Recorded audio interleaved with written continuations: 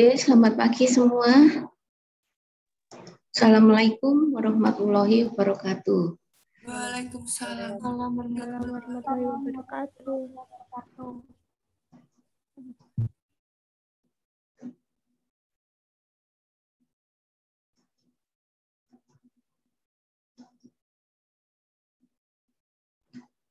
Azara.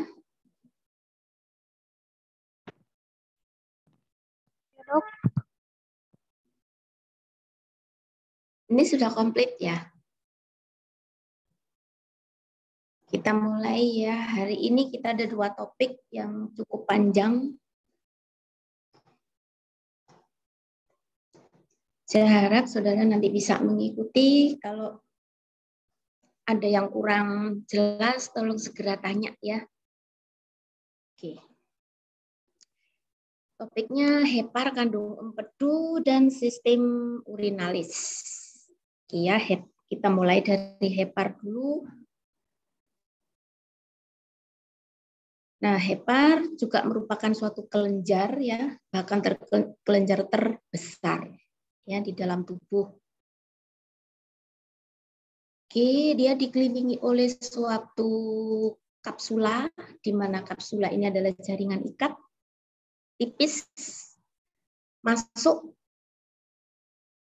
ke dalam organ hepar ya, masuk penetrasi, kemudian dia akan membentuk lobulus, lobus, lobuli, lobuli ya dengan jaringan ikat.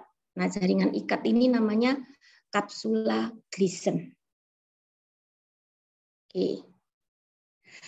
Terus kemudian pada porta hepatis, jaringan ikat akan masuk mengikuti pembuluh darah. Ya. Kemudian jumlah jaringan ikat pada babi, beruang, dan onta itu cukup banyak. Sehingga lobulinya ketika dipakai untuk sediaan mikroskopis itu cukup jelas. Ya. Pada manusia itu jumlahnya sedikit jaringan ikatnya.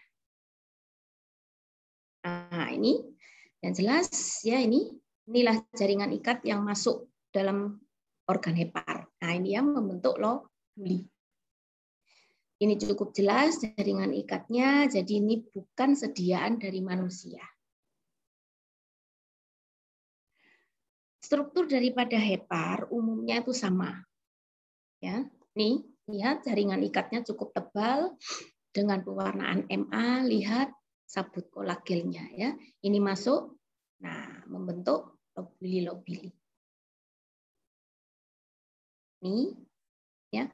Hepar tersusun oleh sel-sel hepar dan kapiler. Ya, selain parenkim juga ada sinusoid.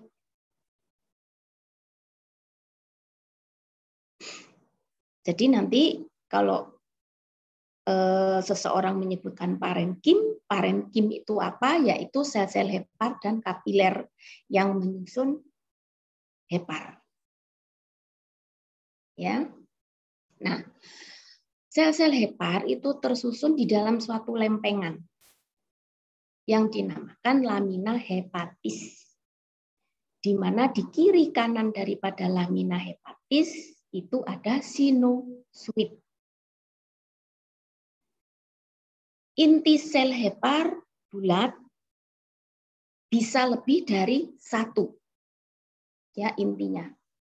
Anak inti demikian, bisa 1, bisa lebih dari 1. Ini ya, lihat, inilah yang dimaksud lempengan hepatis itu. Susunan sel-sel hepar yang berderet. Ya, ini. Lamina hepatis.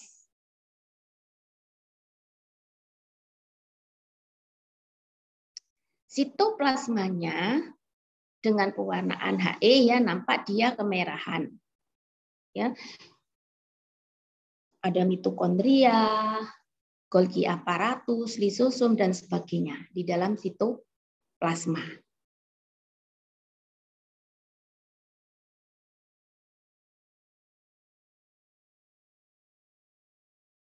Ini ya. Kalau saudara perhatikan adanya butiran-butiran nampak di dalam sitoplasma, ya, itu adalah butiran-butiran dari glikogen. Ya, dengan pewarnaan pas dia akan berwarna merah. Nah, lihat intinya ini inti sel hepar, ya. Nah, di antara dua sel hepar yang berdekatan itu ada bentukan seperti titik. Bentuk titik itu adalah merupakan lumen daripada kapiler empedu. Ya, di antara dua sel hepar. Nah, di antara lamina hepatis, ya, itu ada lumen yaitu sinusoid. Yang sinusoid itu adalah pembuluh darah terkecil yang melebar. Harus ingat ya. Nih, di mana di permukaannya sinusoid itu ada mikrofili untuk membantu absorpsi. Di hepar, sel-selnya daya regenerasinya di bagian tengah itu lebih besar dibanding di bagian perifer. Ya, karena apa? Karena yang di tengah itu dekat dengan pembuluh darah. Kemudian kalau ada paparan racun dan lain sebagainya, di bagian tengah itu pun terpapar lebih dulu daripada di tepi. Tuh ya. Nah, nih susunan sel-sel hepar. Ya, secara skematis itu demikian. Di tengahnya ada sinusoid. Ya, ini lempengan hepatis, ada sinusoid. Lihat di antara dua sel hepar ada bentukan titik nih. Nah, dengan pewarnaan khusus saudara bisa lihat di sini. Nah, ini ya. Bentukan yang hitam. Ya, di antara sel-sel hepar ini, sel heparnya. Ya, yang kosong ini adalah sinusoid lumennya ini. Sampai di sini ada pertanyaan?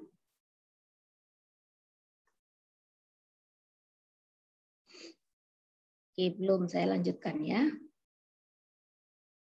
Nah, kapiler empedu di antara dua sel hepar, ya, nih, tuh. Nah, itu akan mengalirkan empedu ke perifer daripada lobuli.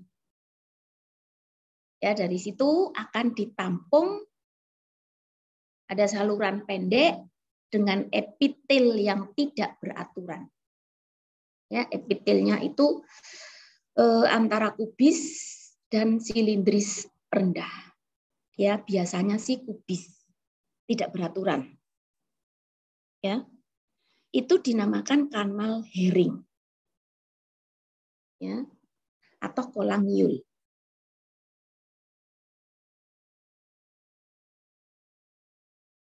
Nah, kemudian outer limiting plate itu adalah sel-sel hepar yang tersusun berderet dan letaknya di tepi atau di luar daripada lobuli.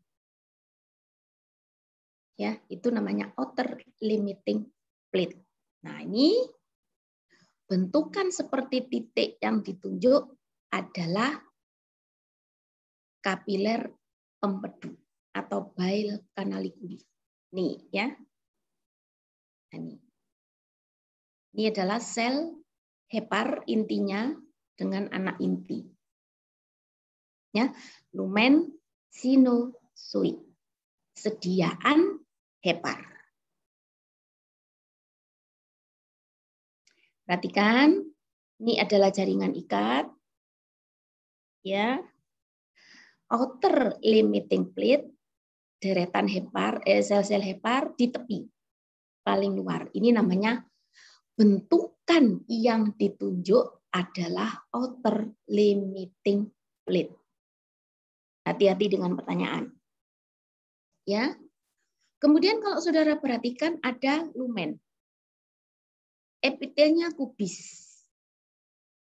Yang tidak teratur, tidak rapi. Ini juga. Ya, lumen di antara jaringan ikat, ya, ini jaringan ikat, atau di antara lobuli, atau di septa interlobularis, ini ada lumen, epitelnya kubis, inilah yang dinamakan kolangiul atau kanal Herring. Lumen yang ditunjuk adalah kanal Herring.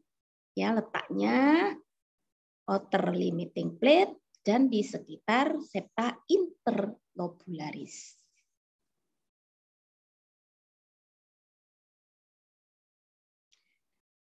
Saluran empedu kita tidak bisa melihat, ya. Hanya bentukan titik saja dengan pewarnaan khusus dia bisa terlihat. Ya, ductus biliaris intralobuler. Kita tidak bisa melihat dengan jelas ini. Tapi ada.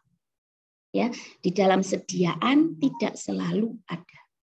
Kita nggak bisa melihat ya karena kecilnya lumen. Aliran empedu ada yang intrahepatik dan ekstrahepatik. Kalau ekstrahepatis artinya di luar organ hepar. Nah, tadi ya, dari kapiler empedu menuju ductus biliaris yang intra, ke kanal Herring, kemudian ke ductus interlobularis. Ya. Kemudian barulah berakhir di ductus hepaticus communis. Nah, kalau di luar hepar. Ya, ductus hepaticus communis, kemudian cysticus ke kandung empedu. Ya, kemudian ke ductus choledochus barulah untuk membantu metabolisme, untuk pencernaan lemak, dia dialirkan ke duodenum. Ini ya.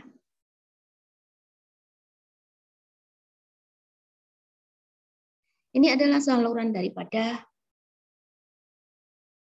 kapiler empedu. Ya, di situ ada sphincter choledochus, ada sphincter pancreaticus, ya, di dekatnya pankreas. Ada sphincter Oddi. Ya, ini secara teori histologi tidak punya sediaannya. Ya.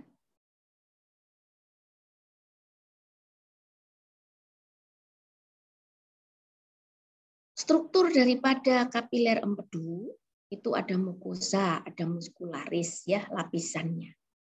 Lihat, kalian sudah tahu mukosa itu apa saja, ya, kemarin sudah dibahas. Epitelnya selapis silindris. Kemudian ada lamina propria. Nah, tidak mempunyai muskularis mukosa. Nih, ya, istimewanya. Muskularis eksternanya ada, ya, otot polos tidak jelas. Nah, ini ya, kecuali di sphincter tadi ya cukup jelas. Sampai di sini ada pertanyaan, silakan.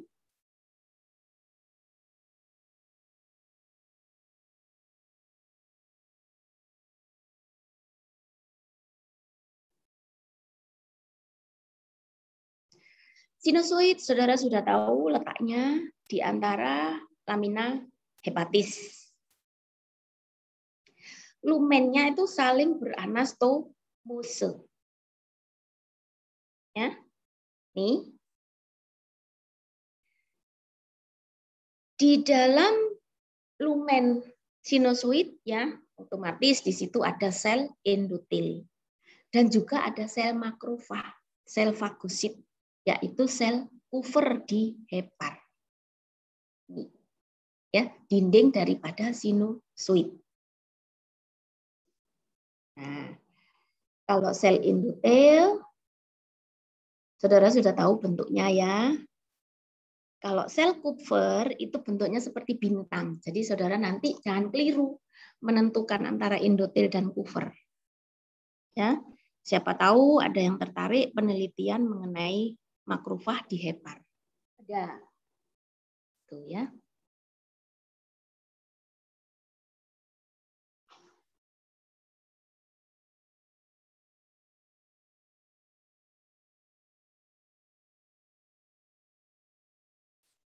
Ini ya. Asalnya dari mana sel Kupfer? Dia berasal dari monosit. Ya, akhirnya dia keluar dari pembuluh darah, masuk ke hepar menjadi Kupfer. Nah ini ya, perhatikan sel Kupfer. Bentuknya seperti bintang. Nah ini ya. Kalau yang ini endotelnya.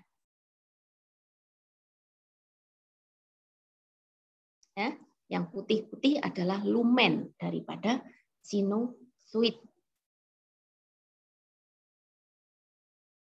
Nih, ya dengan pewarnaan khusus diberikan pewarnaan, sel Kupfernya bisa tercat.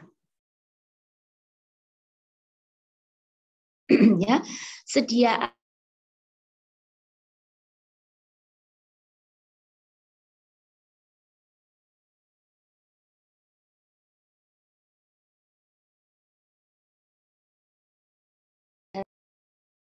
ya penyangga daripada hepar.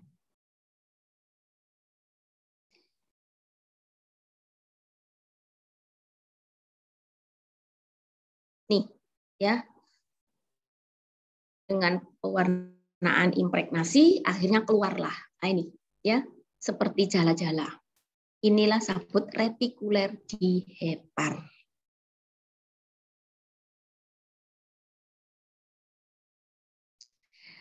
Lobulasi hepar. Ada 3 teori yang mengemukakan. 1, berdasarkan vena centralis sebagai porosnya. Dan teori ini yang banyak dipakai. Ya, nanti kalau saudara meneliti mengenai toksisitas di hepar, biasanya yang dipakai ini, vena centralis. Ya, di patologi juga demikian. Atau didasarkan portal kanal sebagai porosnya. Nah, teori terbaru itu adalah berdasarkan asines hepar. Ada 3 teori. Ini lobulus daripada hepar itu berbentuk segi 6. Yang di tengah adalah lumen vena centralis. Nih. Ini adalah teori yang pertama. Ya, vena centralis sebagai porosnya. Nih. Nah, kemudian ada yang mengatakan sebagai portal kanal. Portal kanal artinya apa? Sudut di antara beberapa lobulus. Ya, ini beberapa lobulus, misalnya 3 lobulus ini. Ya. Di mana ditariklah garis pada vena centralis dan sebagai porosnya adalah ini. Inilah yang dinamakan portal area atau kanal portal atau segitiga Kiernan. Nih, sebagai porosnya, itu teori yang kedua.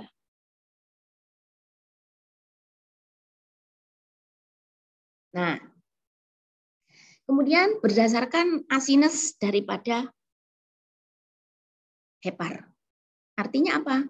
Ditariklah garis antara vena centralis ke portal area. Nih. Inilah sebagai porosnya. Ini yang dinamakan asines daripada hepar. Ada pertanyaan?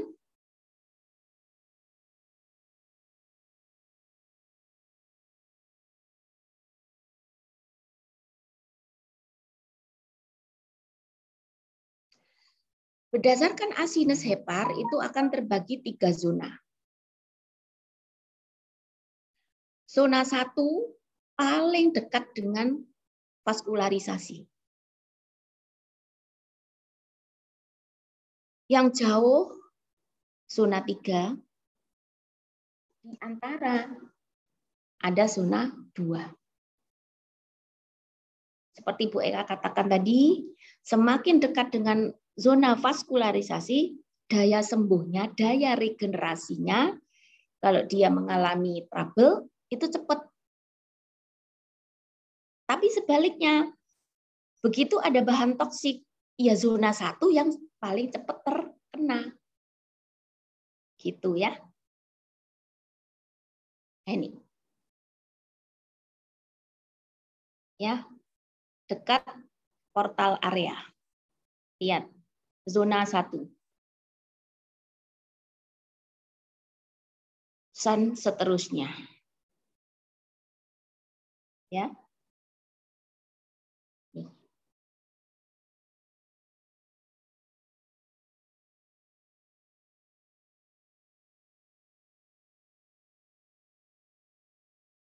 Untuk menentukan lobulus hepar, yang dipakai adalah vena centralis sebagai porosnya. Dengan pembesaran kecil, kita tahu dengan jelas vena centralis ada di tengah daripada lobulus. Dengan pembesaran 400 kali, saudara tidak bisa melihat ini di tengah apa di pinggir. Sebagai patokannya vena centralis ini adalah lumennya itu tidak utuh. Artinya apa? Ada muara sinusoid yang masuk di dalam lumen vena centralis. Itu adalah ciri daripada vena centralis.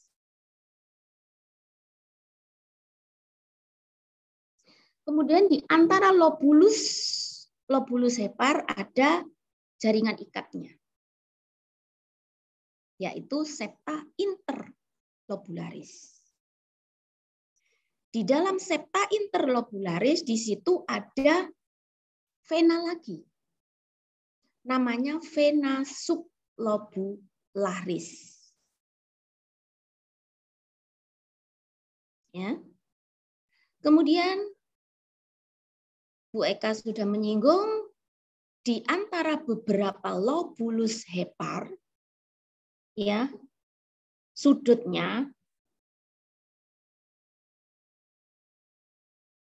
pertemuan tersebut membentuk segitiga Kiernan.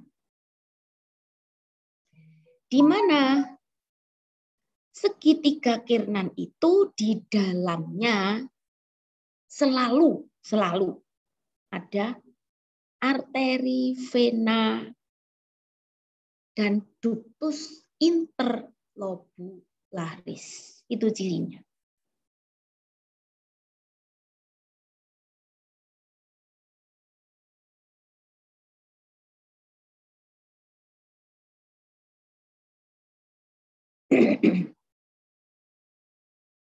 Ada pertanyaan sampai di sini?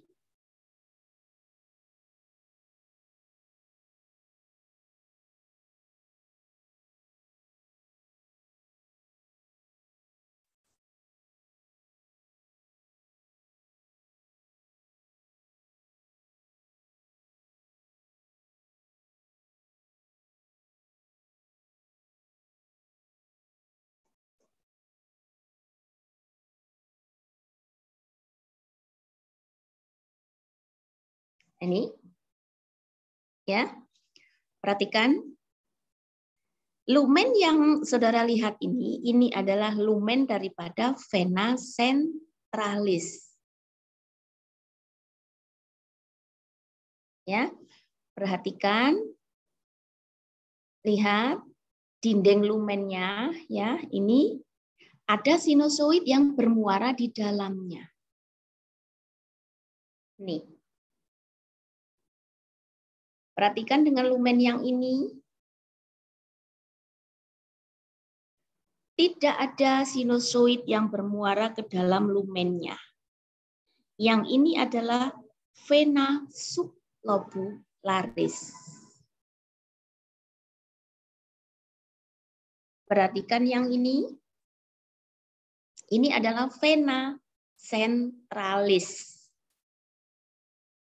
Kenapa ini vena centralis? Coba dilihat ini. Ya, ada lumen sinusoid yang menuju ke lumen vena centralis. Paham ya?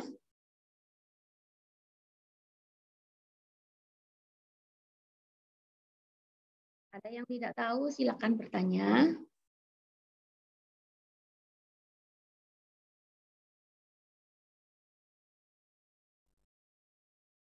Dokter, izin. Lumen yang Bu Eka tunjuk ini lumen apa?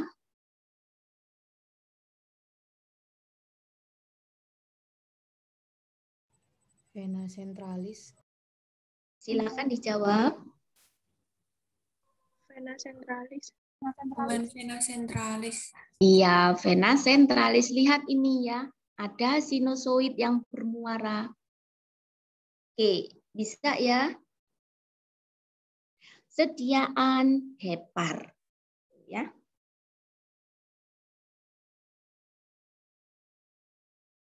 Lumen yang ditunjuk adalah Vena centralis. ya, lihat ini ada sinusoid yang masuk di lumennya. Jelas ya? Oke, lanjut. Nah, pertemuan sudut-sudut daripada lobulus hepar disebut segitiga Kiernan. Nah, di dalam lumennya ada vena interlobularis. Ada arteri interlobularis.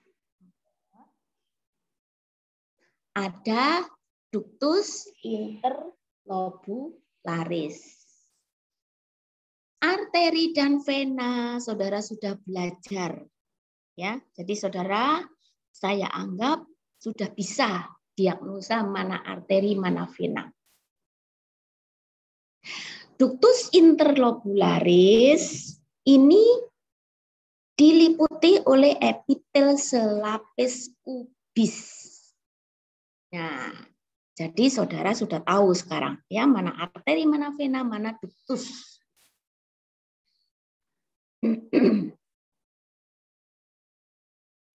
Selain itu juga didapatkan adanya pembuluh limfe. Ada sabut saraf ya di dalam segitiga Kiernan.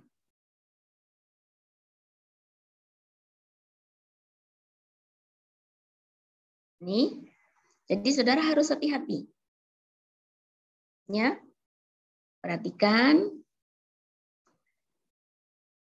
Kalau lumennya sendirian, saudara harus hati-hati. Ya, kalau di dekatnya jaringan ikat, dia vena sublobularis. Kalau ada lumen seperti ini ada lumen, ya, ini ada lumen, kemudian ini ada lumen. Nah, area inilah yang dinamakan segitiga Kiernan. Ya, ada 3 lumen. Minimal 3 lumen, bisa lebih. Ya, lihat nih. Ya. Epitel selapis kubis.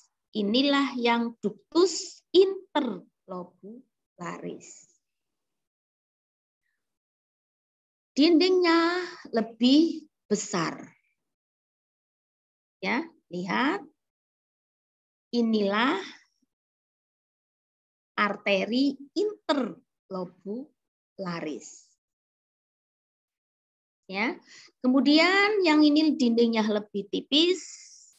Inilah yang vena interlobularis. Ya. Ada lumen kecil, ini bisa jadi adalah lumen daripada kapiler empedu. Ya, atau limfe tadi, pembuluh limfe.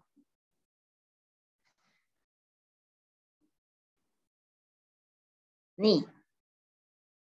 Ya, segitiga Kiernan. Ada pertanyaan sampai di sini?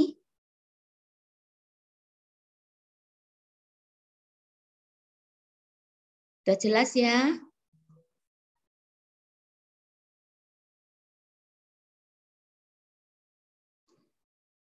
Pembuluh darah, ini aliran-alirannya dari vena porta, ini ya. Ya, walaupun vena, ya dia maka berisi banyak nutrisi. Nih ya.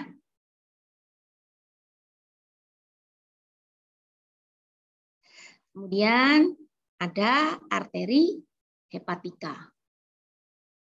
Ya, di mana dia akan bercabang menjadi arteri interlobularis. Oke. Dilihat dari sini ketika saudara nanti siapa tahu ada yang tertarik meneliti mengenai hepar, ditanya bagaimana suatu asupan bisa sampai ke sel-sel hepar, inilah perjalanannya, mekanismenya seperti ini. Ya, jadi saudara harus sudah tahu. Misalnya meneliti pengaruh obat ini, dia toksik nggak terhadap hepar. Nah, bagaimana obat tersebut bisa sampai ke hepar? Perjalanannya adalah seperti ini. Jangan sampai saudara tidak tahu.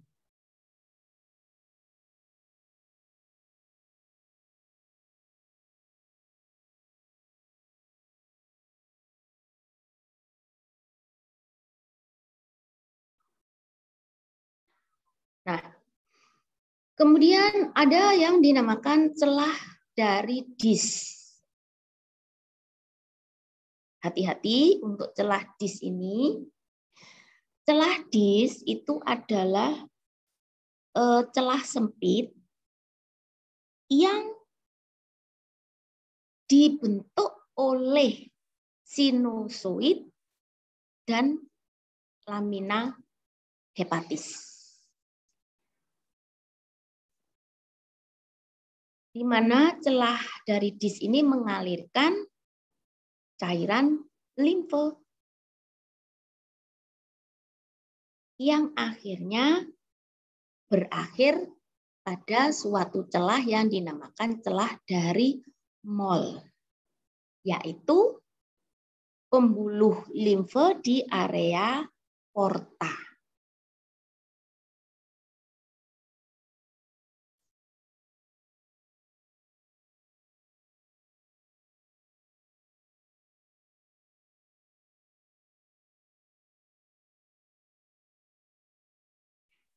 Ini ya, Bu Eka tadi sudah mengatakan.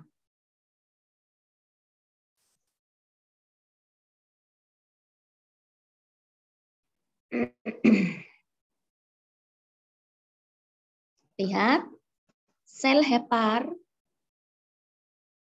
sinusoid. Ya, berderet ya, sel hepar, dinding daripada sel hepar. Ini adalah dinding sinusoid. Ada celah sempit. Inilah yang dinamakan celah DIS. Demikian juga yang ini. Ya, ini pun demikian. Ada pertanyaan sampai di sini?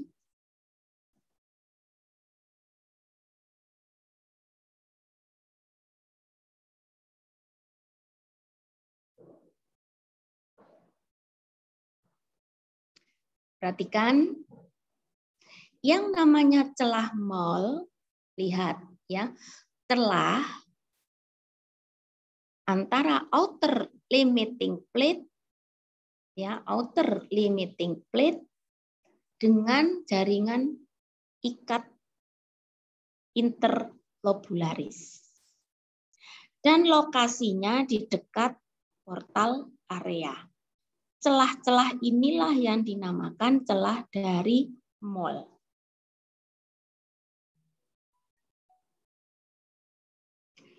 Lumen nomor 1 adalah lumen apa, Mbak Naomi? Silahkan.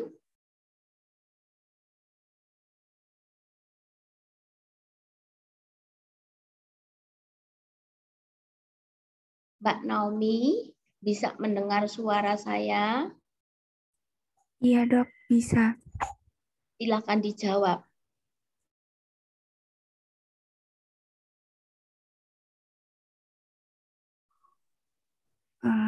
Vena centralis, Dok. Kenapa vena centralis? Karena ada sinusoid yang masuk. Oke ya, nih. Sinusoid yang bermuara ke dalam lumen. Ini juga. Ya, walaupun saudara tidak bisa melihat ini letaknya di tengah atau di pinggir, tapi itulah patokannya. Oke ya. Ada beberapa lumen di sini. Inilah segitiga Kiernan. Fungsi daripada hepar. Ya. Saudara nanti bisa baca sendiri apa fungsi dari hepar di SMA, di SMP mungkin ya, bahkan saudara sudah tahu. Dia sebagai kelenjar eksokrin maupun endokrin. Eksokrinnya apa? Menghasilkan asam empedu, menghasilkan bilirubin. Ya. Endokrinnya apa? Nah, ada suatu kasus dulu yang ditemukan di Rumah Sakit Dr. Sutomo. Seorang pasien mengalami giant, ya, pertumbuhannya sangat cepat. Ditelusuri growth hormonnya memang tinggi, tetapi produksinya malah tidak di hipotalamus. Produksi di hipotalamus normal. Ya. Setelah ditelusuri lebih dalam, ternyata growth hormonnya dari hepar. Tuh. Dan susunan daripada sel-sel hepar yang sedemikian rupa itu juga salah satu struktur yang dimiliki oleh kelenjar endokrin. Oleh karena itu hepar dimasukkan dalam kelenjar eksokrin maupun endokrin. Tuh. Ya. Yang terakhir daripada topik yang pertama yaitu kandung empedu. Dindingnya lapisannya ada tunika mukosa. Ya. Diliputi oleh epitel selapis silindris. Nih ya, di permukaannya ada mikrofili.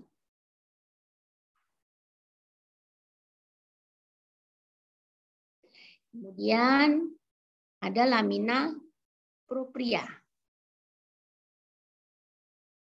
Istimewanya dia tidak mempunyai muskularis mukosa. Ya, sediaan vesikafilia tidak mempunyai muskularis mukosa. Nah, terkadang dijumpai adanya lipatan yang disebut sebagai divertikula daripada lapisan mukosa. Kemudian ini disebut sebagai sinus Rokitansky dari Ashop. Ya, ini adalah patologis.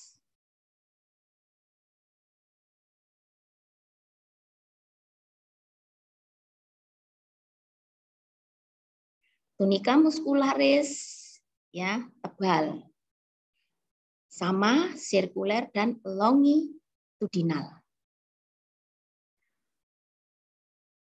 ada tunika serosa.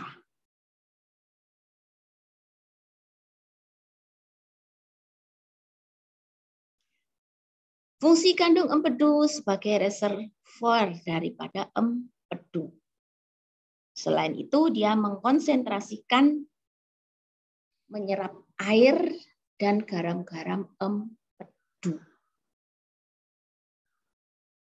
Ya, inilah yang saudara lihat sediaan daripada kandung empedu. Hati-hati jangan sampai keliru. Nanti saudara diagnosa ini adalah apa? Villi intestinalis. Hati-hati.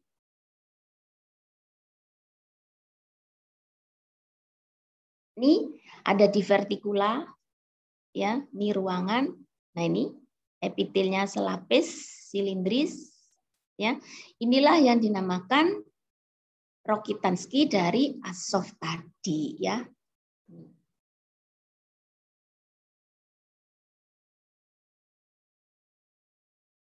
Sediaan kandung empedu, fisika filia.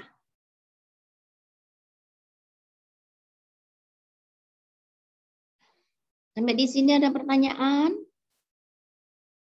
Sebelum kita beralih ke sistem urinalis.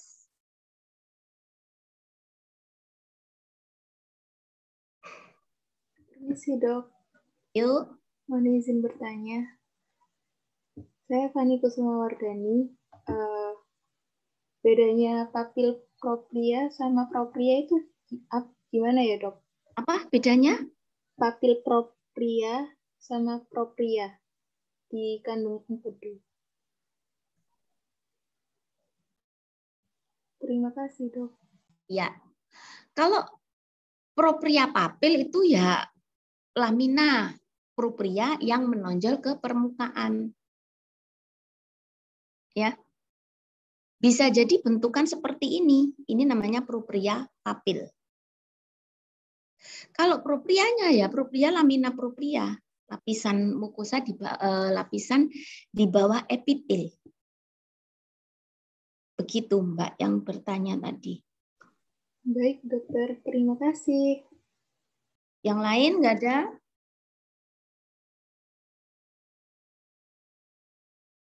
Ya, yang tampak adalah sediaan hepar.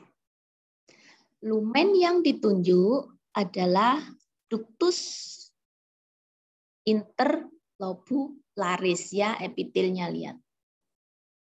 Ini arteri interlobularis, yang ini adalah vena interlobularis. Terdapat pada daerah apa? Segitiga Kirnan. Ruangan yang ditunjuk adalah celah dari mol. Ya.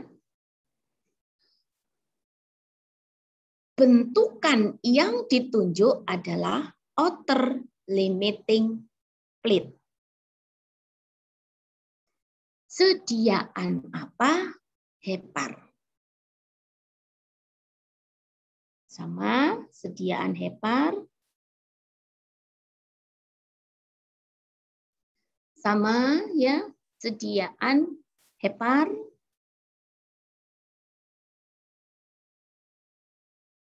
Oke. Ruang yang ditunjuk adalah celah dis. Dibentuk oleh sel hepar dan dinding sinusoid.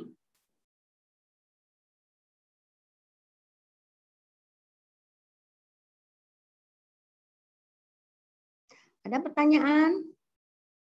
Kalau tidak ada, kita beralih ke sistem urinalis.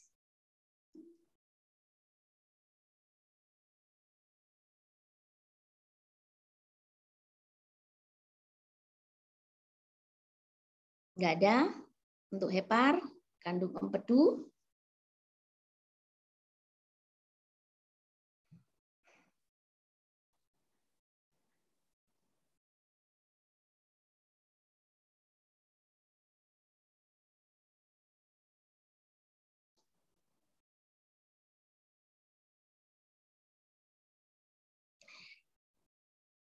Sistem urinalis terbagi menjadi 2 buah ginjal. Setelah ginjal keluar ureter, ureter vesica urinaria, kemudian menjadi uretra.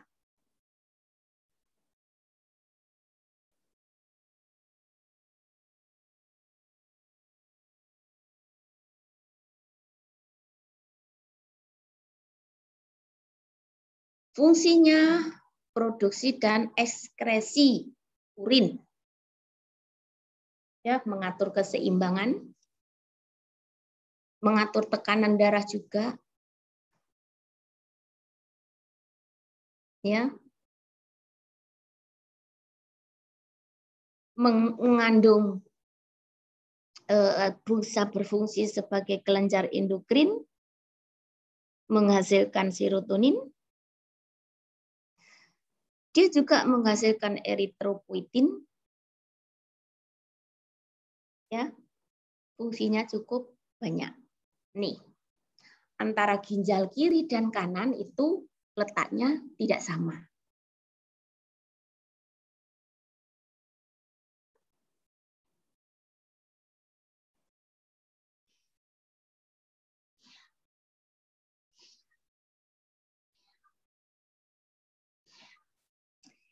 Hepar itu juga mempunyai pembungkus yang di luar, namanya adalah kapsula juga, yaitu kapsula renalis.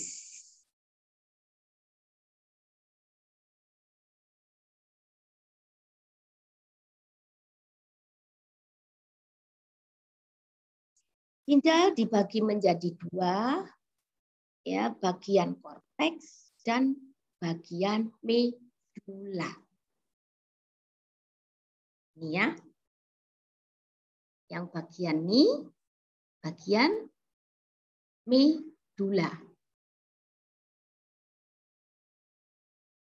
Kemudian yang ini, yang di tepi bagian korteks.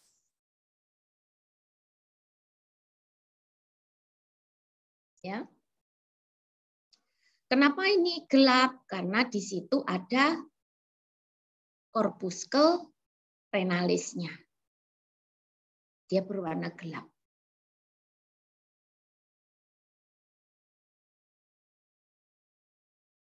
Kemudian ada yang dinamakan kolumna renalis, ya, nih. Di antara piramid daripada ginjal ini. Ya, di antaranya ini. Inilah yang dinamakan kolumna renalis. Ya, atau renal kolum.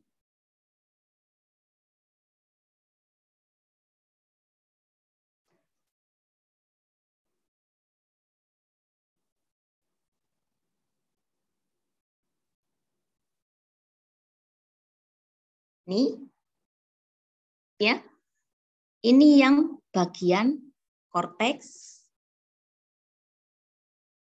Nih,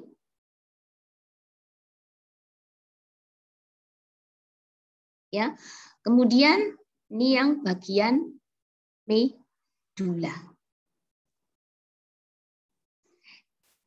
Untuk memudahkannya, yang korteks ada bentukan corpusculum renalis.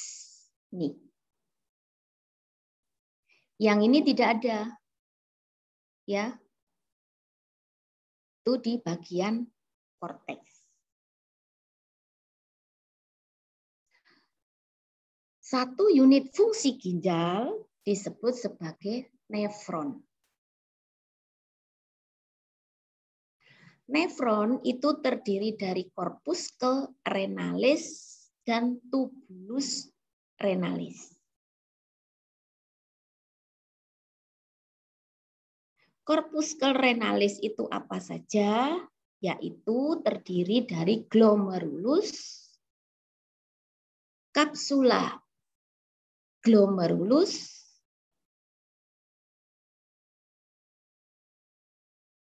itu dinamakan corpuscle renalis. Kemudian barulah tubulus daripada ginjal.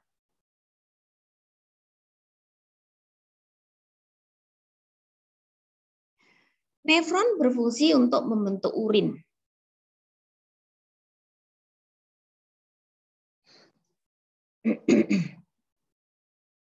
Ya. Dan glomerulus itu apa? Glomerulus itu adalah merupakan gulungan daripada kapiler. Nih.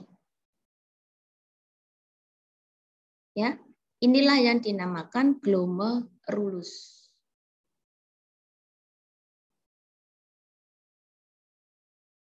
Ya, keluar dari glomerulus ini adalah tubulus contortus proximalis. Ya. Dari corpuscle renalis keluar TC1, tubulus contortus proximal. Terus kemudian dia akan menjadi tubulus lagi. Ya. Menjadi lebih kecil strukturnya. Menjadi apa? Tubulus yang ascending dan descending. Yang descending itu turun, naik menjadi tubulus yang ascending. Barulah kemudian tubulus contortus distalis. Itu urutannya. Ya, ini dibelah glomerulus, tubulus contortus proximal TC1, ya, kemudian menjadi tubulus yang descending, tubulus ascending, barulah distalis, ya, atau TC2.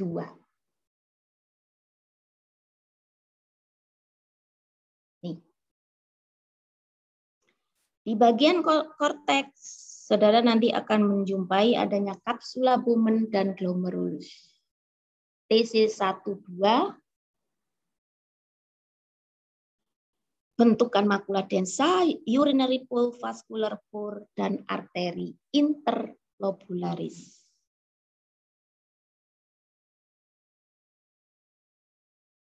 Ya, kapsula Bowman ada dua, pars visceralis dan pars parietalis.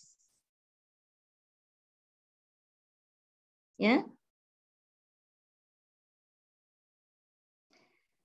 Pars visceralis menempel pada kapiler glomerulus. Ya.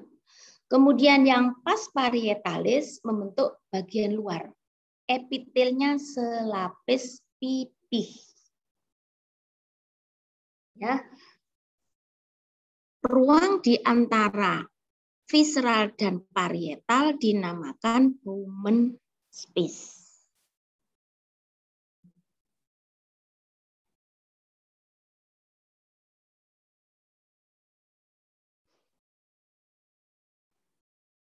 Kemudian tempat masuknya arteriole afferent dan keluarnya arteriole efferent dinamakan vascular pool.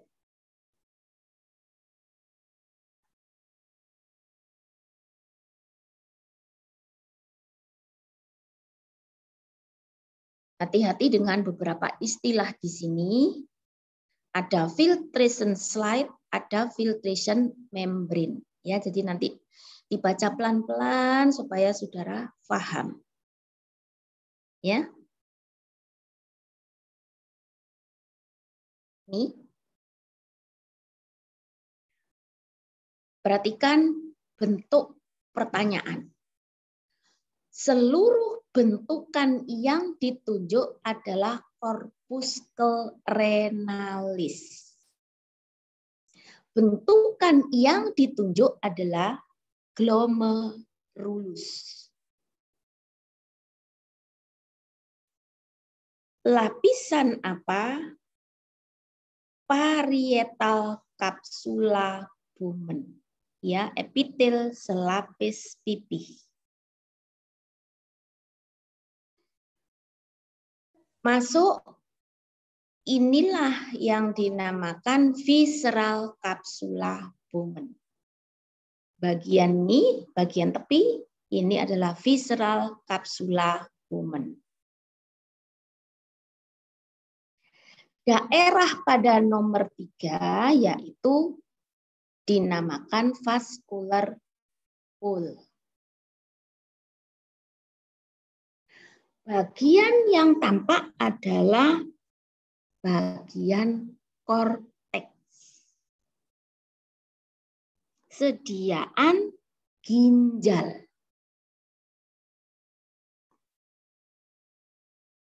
Ada pertanyaan sampai di sini?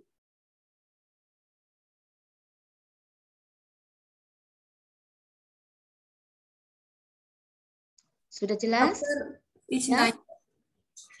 Berarti yang glomerulus itu yang dalamnya ini ya, yang seperti bintik-bintik. Ini adalah glomerulus. Dia merupakan gulungan daripada kapiler. Lihat nih ya. Di sini ada sel podosit, ada sel endotel.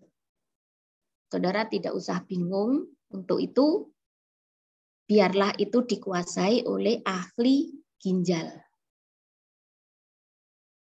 Ya. Berarti kapsula Bowman itu seperti wadahnya ya dok? Wadah dari glomerulus. Bisa jadi dia adalah seperti mangkoknya. Ya, ada yang bagian luar ini parietal kapsula Bowman. Yang di dalam yang ini visceral kapsula Bowman. Begitu, Mbak. Ya seperti mangkok gitu. Oke, dokter, terima kasih. Oke, yang lain? Ada? Lanjut. Tubulus contortus proximalis. TC1. Ya, epitelnya adalah selapis kubis dengan brush border. Brush border ini apa? Yaitu mikrofili.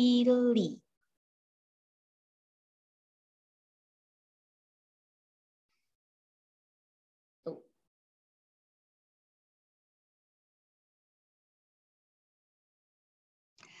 Yang TC2, TC distalis tidak mempunyai brush border.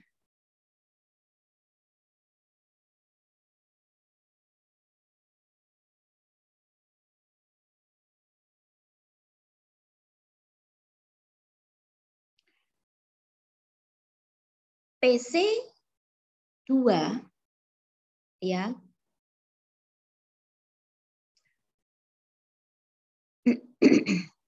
akan bersentuhan dengan vascular pool. Ya, tadi sudah dikatakan vascular pool itu adalah tempat keluarnya kapiler aferen dan eferen, ya, tempat keluar masuknya arteri. Di situ epitelnya akan saling merapat. Epitel yang merapat inilah yang dinamakan makula densa.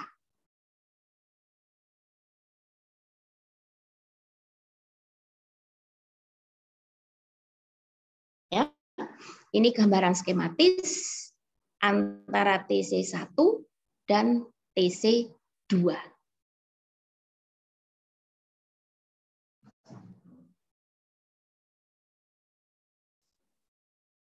Nih. Ya.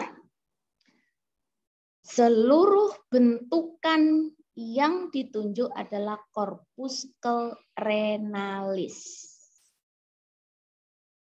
Bentukan yang ditunjuk adalah glomerulus. Hati-hati. Perhatikan.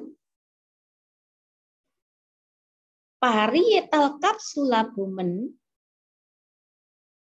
bersinggungan dengan TC2. Ini adalah TC2. Kemudian epitelnya merapat. Inilah yang dinamakan bentukan makula densa.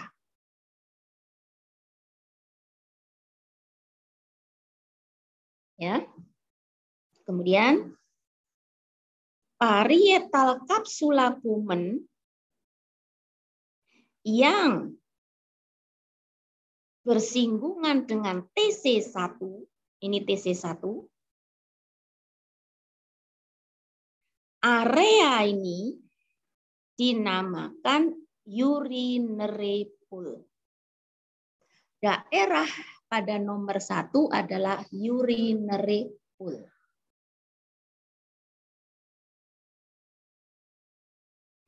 Sebaliknya, daerah yang bersinggungan antara parietal dan TC2 dinamakan vascular pool.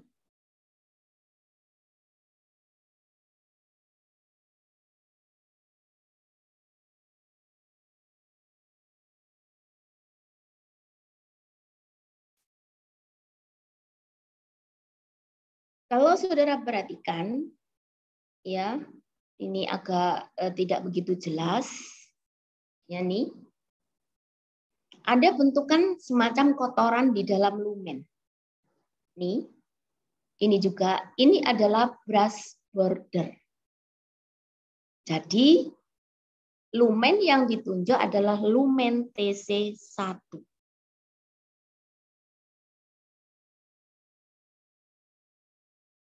Nih, ya, lumen TC2, epitelnya banyak bila dibandingkan TC1. Ya, ada bentukan transparan di sini, ya, nih. Ini adalah TC1, jangan lupa ada brush bordernya. Ada pertanyaan sampai di sini?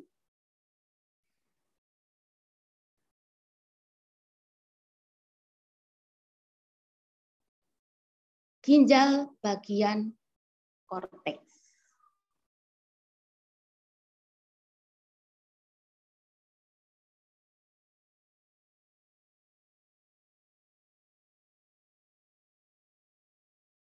Perhatikan, di daerah labirin,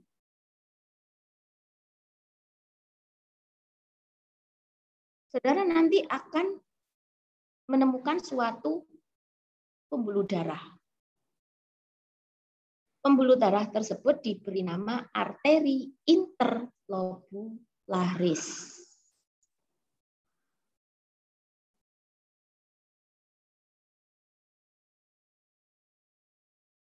Ya, ini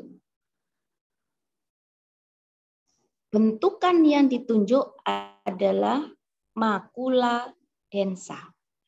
Daerah yang ditunjuk adalah vascular pool. Lumen yang ditunjuk adalah TC1, sediaan ginjal bagian korteks. Area panjang-panjang yang ditunjuk, ya, inilah yang dinamakan medullary iris.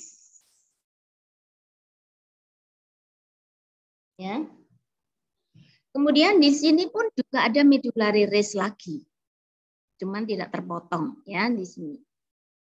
area antara dua medula iris, ya, antara dua medula iris dinamakan labirin. Area ini adalah area labirin.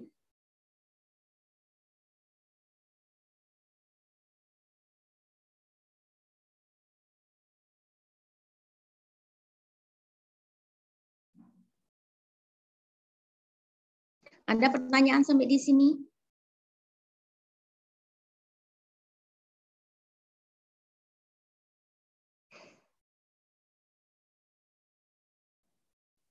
Ya. Ini ke atas bagian korteks, ini adalah bagian medula.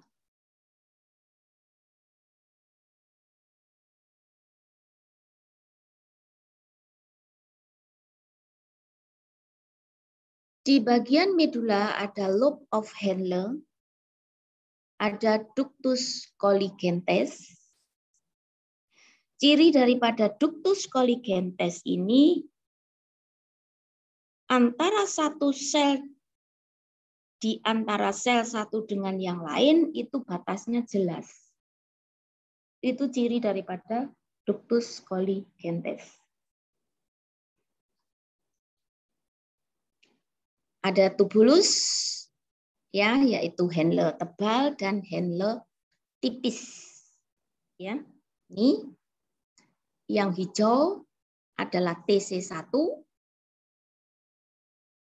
Kemudian dia akan berubah menjadi tipis. Tubulus dari Henle yang turun descending, yang naik adalah ascending.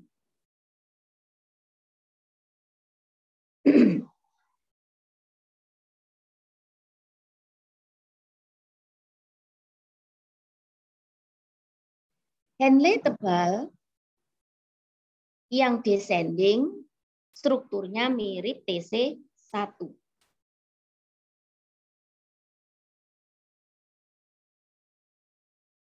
Hati-hati dengan Henle tipis. Ya.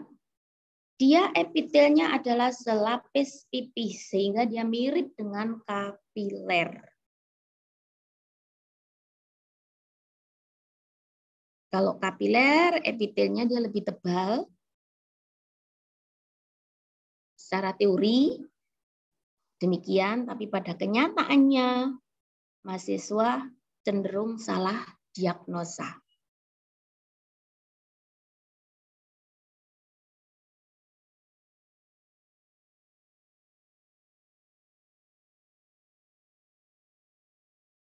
Nah, yang ascending, ya, ini adalah justru strukturnya mirip dengan TC2.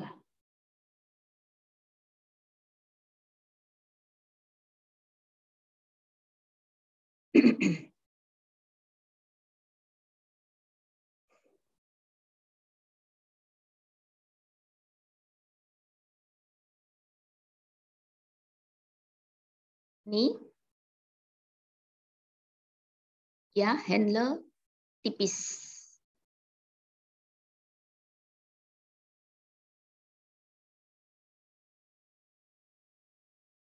Demikian juga yang ini, Henle tipis, ya. Epitelnya cenderung untuk lebih tebal. Sedangkan yang mempunyai sekat-sekat batas antar sel yang jelas ini adalah Henle, ductus colligentes. Ya, gampang untuk diingat. Ya, nih, ductus colligentes. Terletak pada bagian medula ginjal. Ada pertanyaan sampai di sini?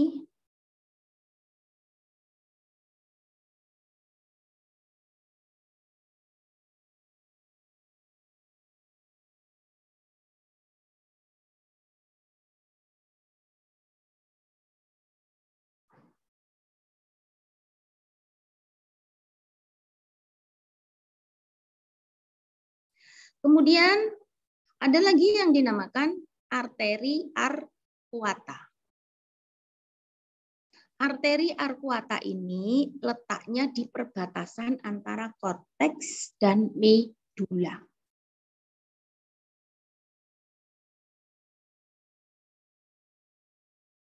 Nih, saudara lihat ini yang di bagian korteks karena ada glomerulus. Yang di sebelah sini tidak ada. Inilah arteri dan vena arcuata.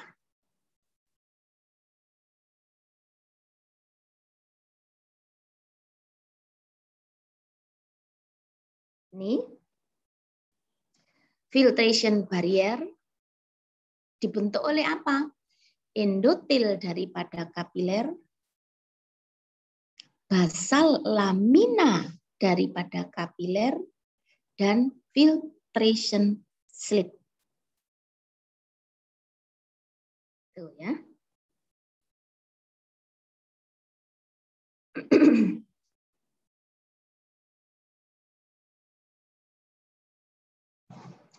Ureter.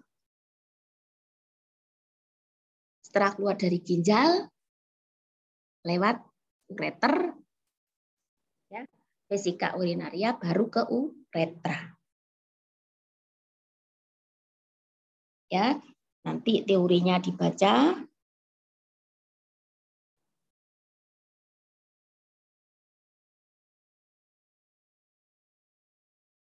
Bentukannya semacam ini. Inilah sediaan atau lumen daripada ureter. Hati-hati, jangan keliru pada saluran cerna. Ya, jangan dijawab appendix vermiformis. Ini adalah milik ureter. Epitelnya umumnya epitel peralihan. Saudara sudah tahu seperti apa epitel peralihan.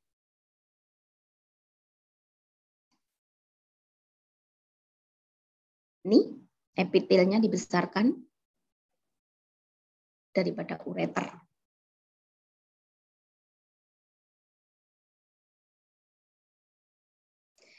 Vesika urinaria. Ya, ketika saudara belajar epitel peralihan, saudara belajar mengenai tidak langsung ya vesika urinaria. Semacam ini. Ya, ini adalah sediaan vesika urinaria ketika saudara belajar sel payung dulu di epitel. Ya. Sekarang organnya. Ini adalah vesika urinaria. Sediaan apa? Vesika urinaria. Selesai. Ada pertanyaan?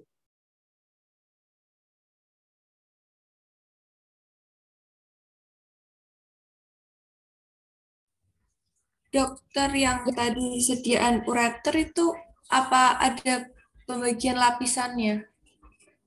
Ada. Sama, ada mukosa, ada apa namanya muscularis mucosa, kemudian adventitia, serosa sama. Ya, ada muscularis. Ini muscularis eksternanya. Ya, kemudian adventitia.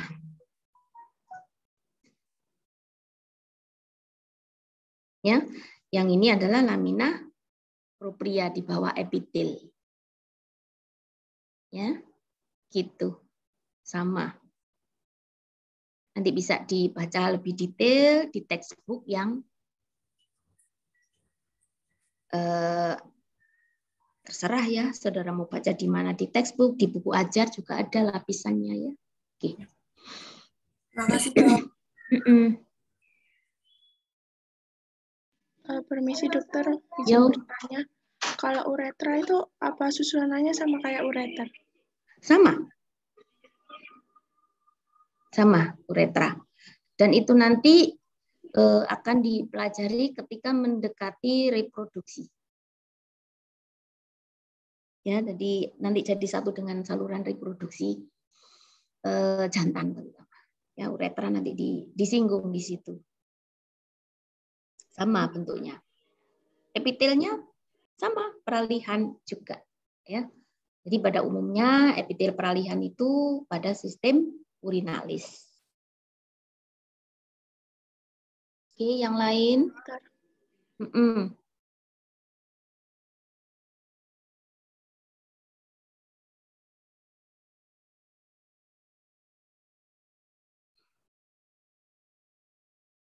Waktunya masih banyak, silakan bertanya.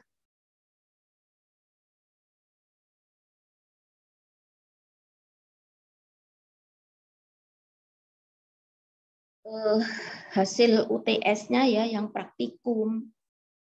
Sepertinya banyak yang tidak memperhatikan bentuk pertanyaan.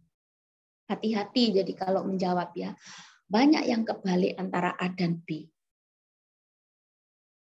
Seharusnya dijawab di A, tapi dia malah dijawab di B. Itu banyak. Artinya apa? Saudara sedikit ceroboh gitu ya.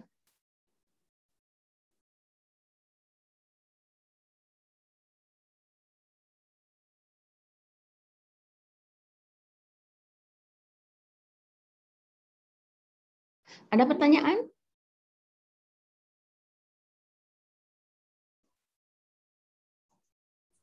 Dok, kenapa ginjal bagian pelvis tidak disinggung di PPT ini?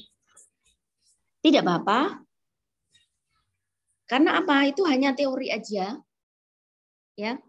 Bagian pelvis karena dia di situ tempatnya langsung akan menuju ke ureter. Ini gambarnya ya, nih. Area pelvis renalis. Langsung dia di sini. Berarti nggak ada nanti ya dok, preparat dari pelvis? Nggak akan dikeluarkan kan? Oh, ada preparatnya. Ada preparatnya.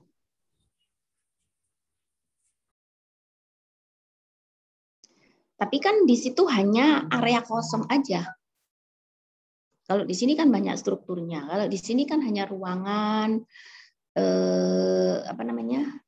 area kosong.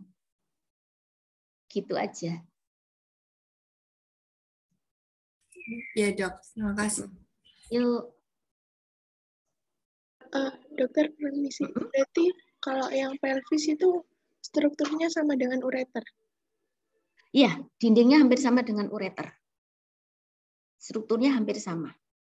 Karena dia kan ini ya hanya ruangan tempat penampungan hasil filtrasi dari sini keluar di sini, kemudian kan ke ureter. Betul. Terima kasih dokter. Oke.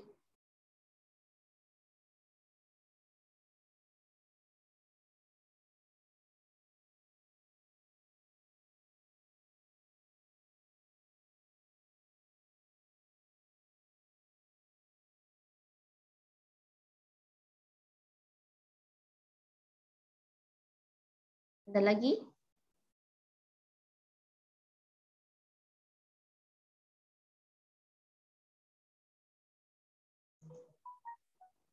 Banyak waktu ini, silakan ditanyakan. Yang untuk kandung empedu jangan sampai keliru dengan khusus ya.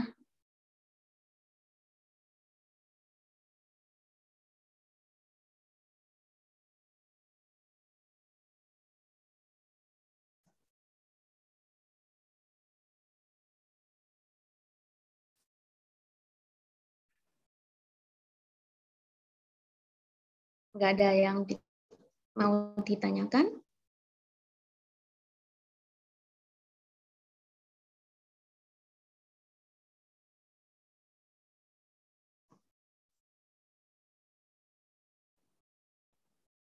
Kalau tidak ada, saya akhiri.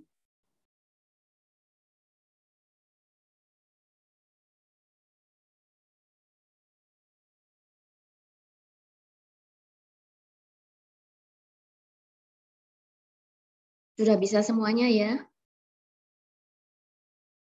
Materi setelah UTS itu jauh lebih mudah bila dibandingkan yang materi UTS. Ya. Karena yang materi UTS di sini banyak memang bagiannya, tapi jauh lebih mudah untuk dilihat. Sudah nggak ada? Oke, saya akhiri.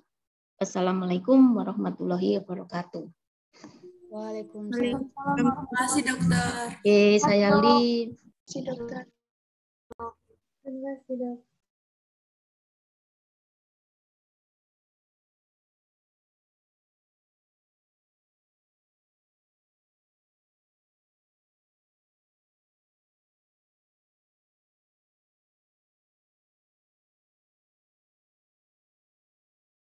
Dila.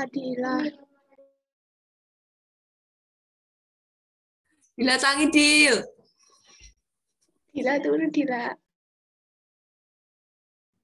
Udah. Oh, guys. Menang jeding. Teguh. Halo.